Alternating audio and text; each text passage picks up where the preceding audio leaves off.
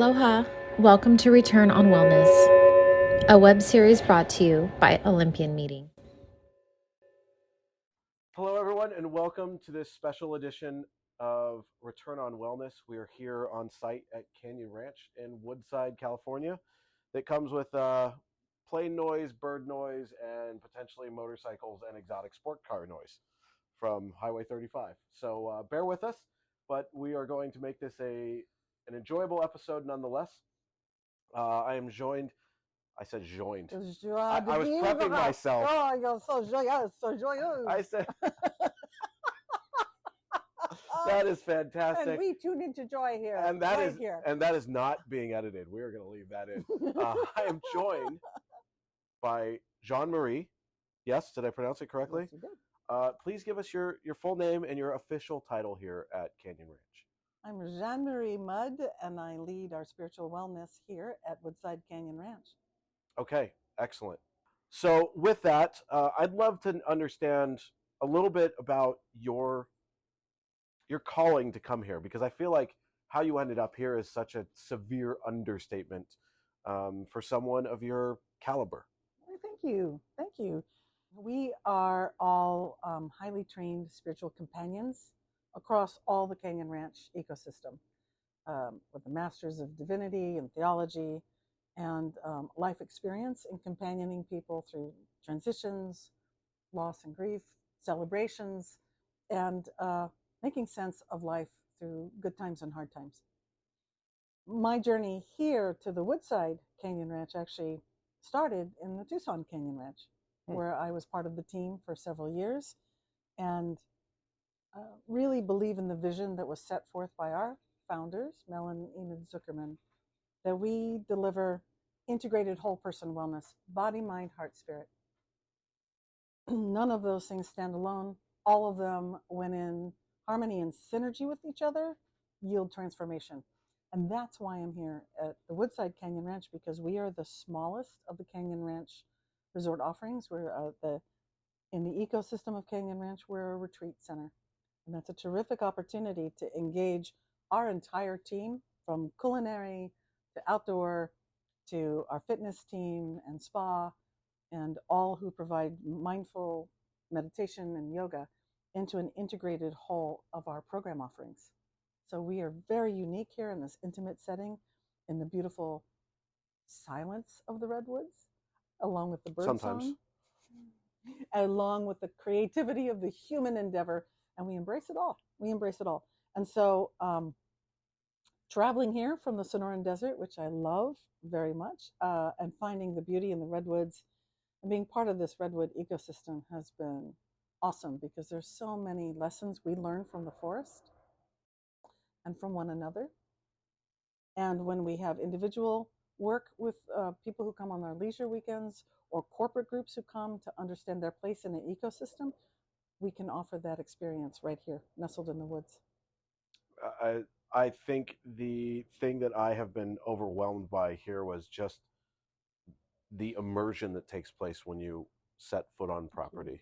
Mm-hmm. By the way, did you have anything to do with how far down the rabbit hole will you go? We work with that saying. We actually received that when we acquired this property, and we maintained that along with several of the other unique features of the land here.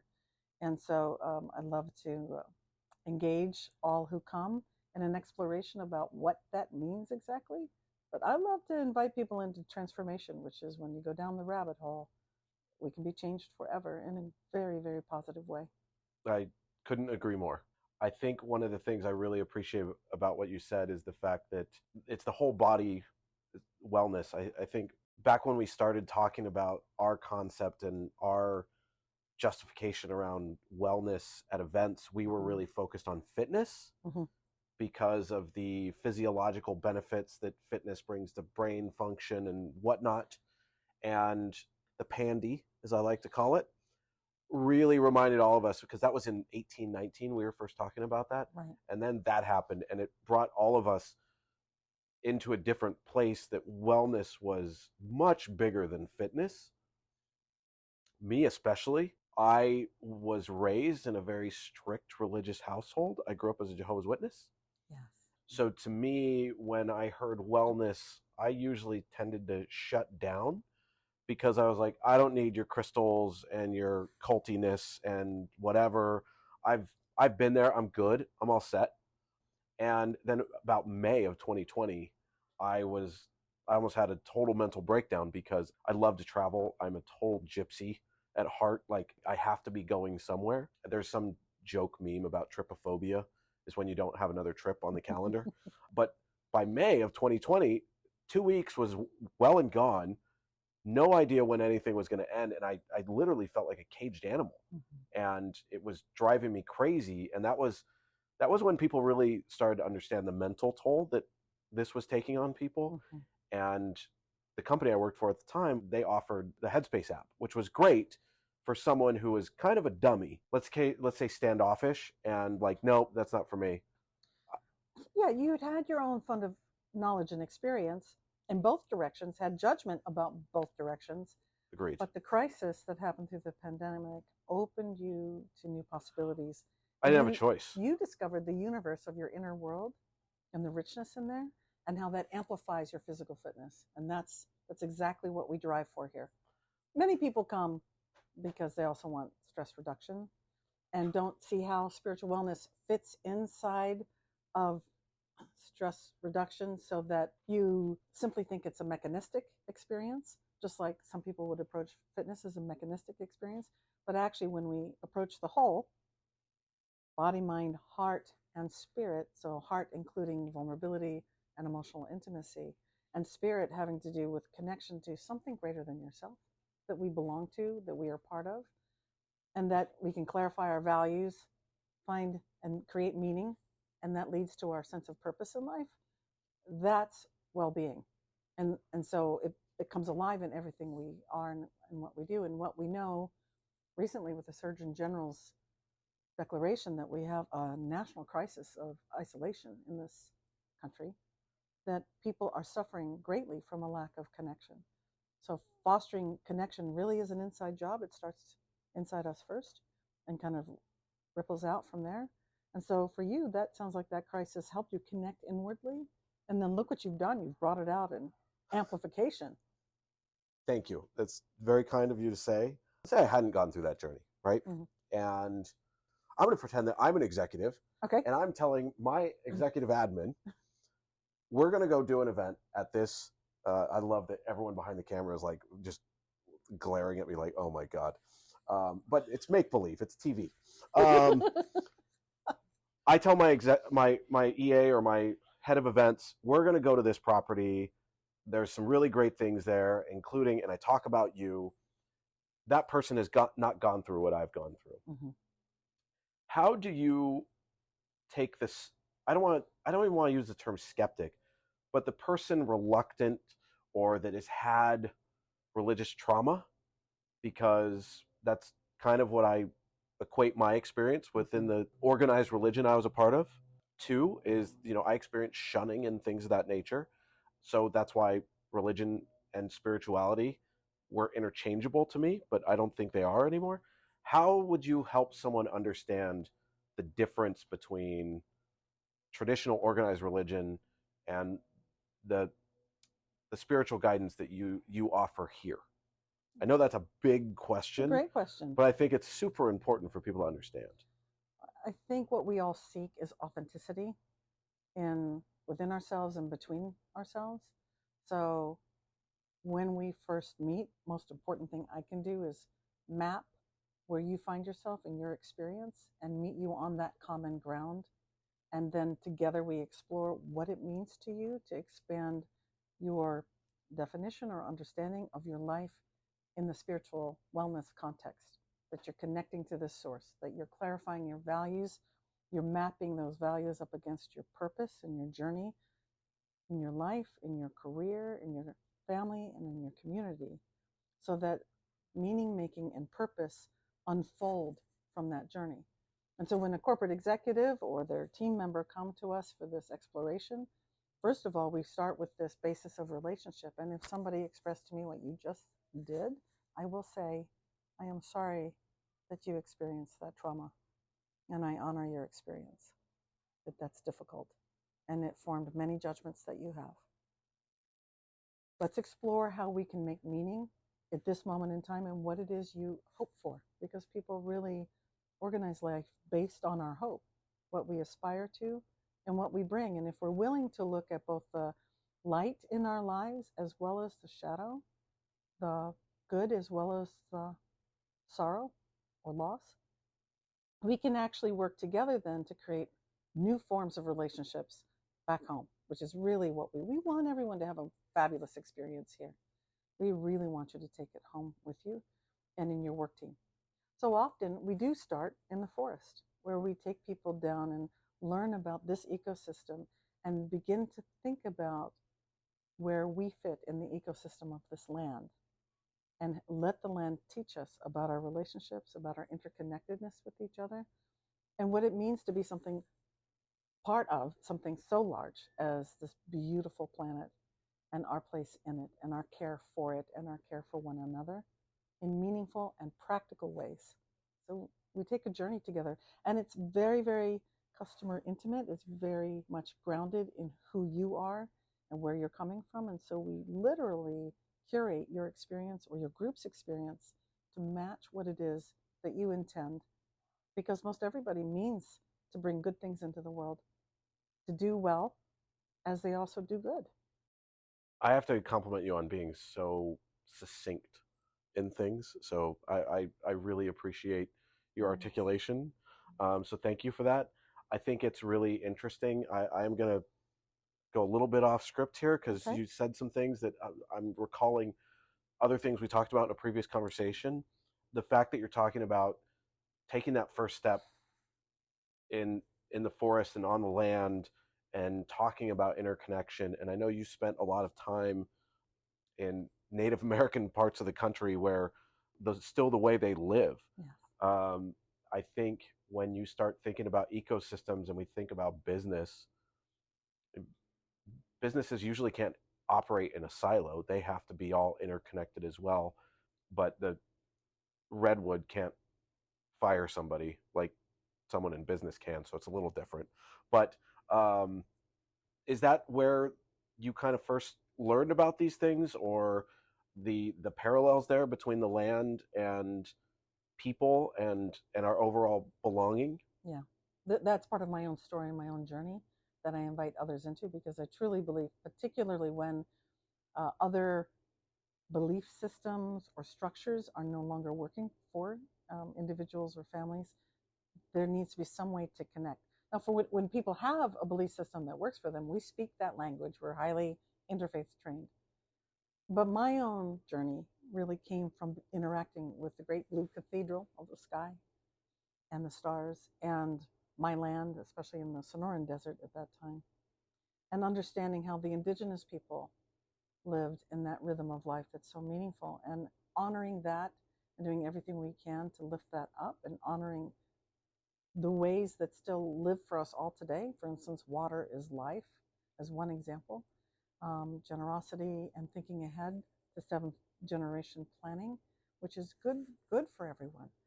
So my own personal journey came this way, and I find it very effective to companion other people in this way, because pretty much everyone who's rejected structures will say they find some form of well-being and refreshment coming outside. And so we are a nature-based retreat and highly integrated across our team to really support that experience. And as I said, how to take it home, how to be part of your land wherever you come from, how to know your own watershed, how to know how to replenish your own well personally, but also on the land. That's amazing. I think that's one of the challenges people might be worried about embarking on anything that's spiritual in a corporate setting. Yeah. Is because for the most part, they say the two things you don't talk about at the dinner table is politics and religion. Right.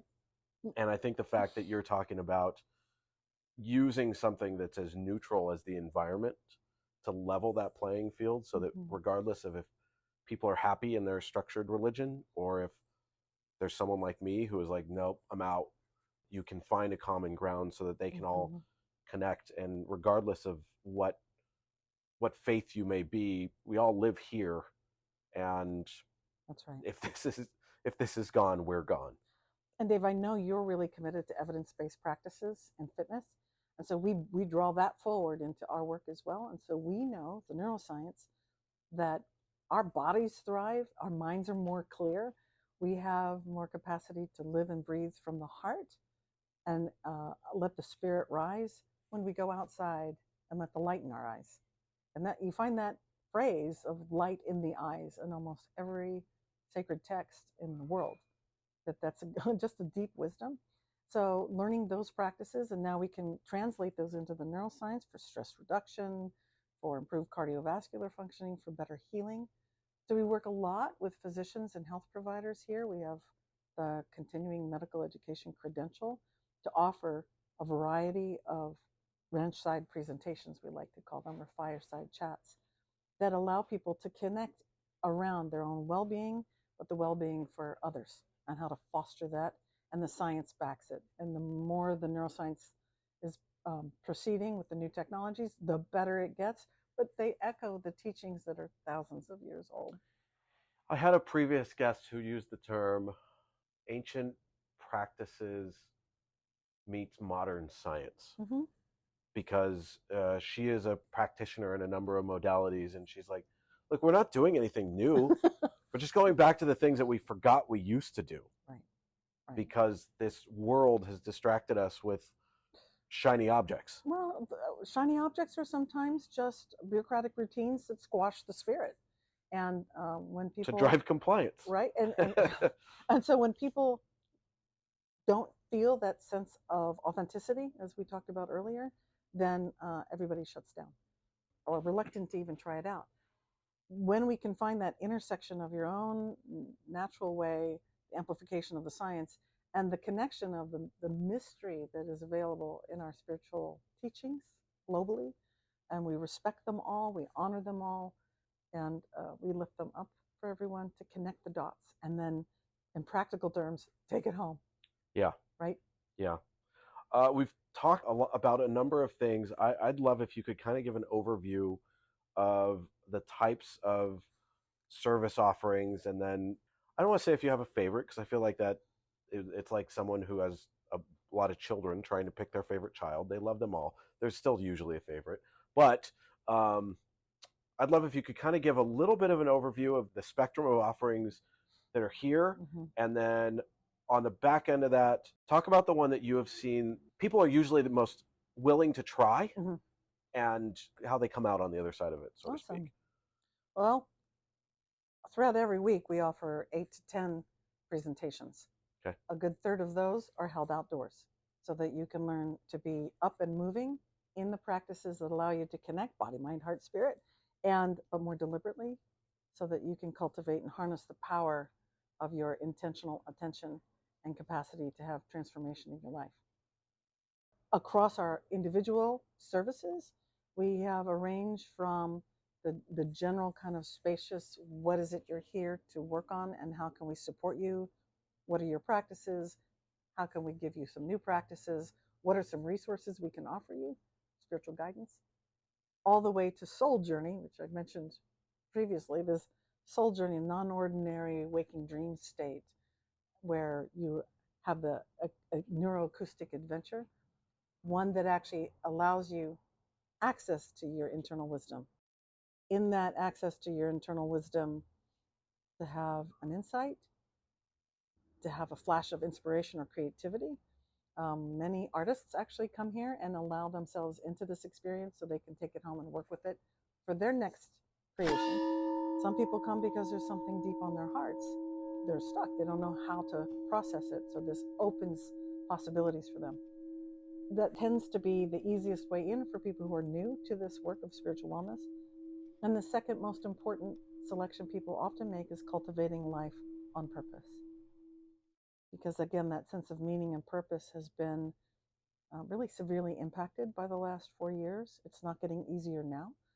And people across the age span, across demographics, across the country and the world are coming here because they've suddenly connected to the possibility they've lost touch with themselves. What are they doing with their lives? something happened and their work fell apart or transitioned them out. What are they about? And what I love is that people are resisting the frightened impulse to run towards doing and spend some time getting to know who I am and who I mean to be, so that what I do is an expression of my authenticity. It's a really powerful service. Sometimes people have that connection also because there's been a loss in their lives, a loss of a loved one or career, a home, even beloved pets. And grief and loss and remembrance is part of what we do as well. Body-spirit connection. We do duets for couples who are learning to speak together in new intimacy with one another, or to seek renewal of their vows, commitment to each other, and how to be able to allow themselves into a celebration of this through a rite of passage. So we actually offer ritual processes as well to mark these transitions or celebrations. And we use everything from our singing bowls to shamanic drumming to processes where we literally physically let go what doesn't serve us and call into our lives what does serve us. That is an incredible overview. I don't know how you keep it all straight, especially with that vast variety.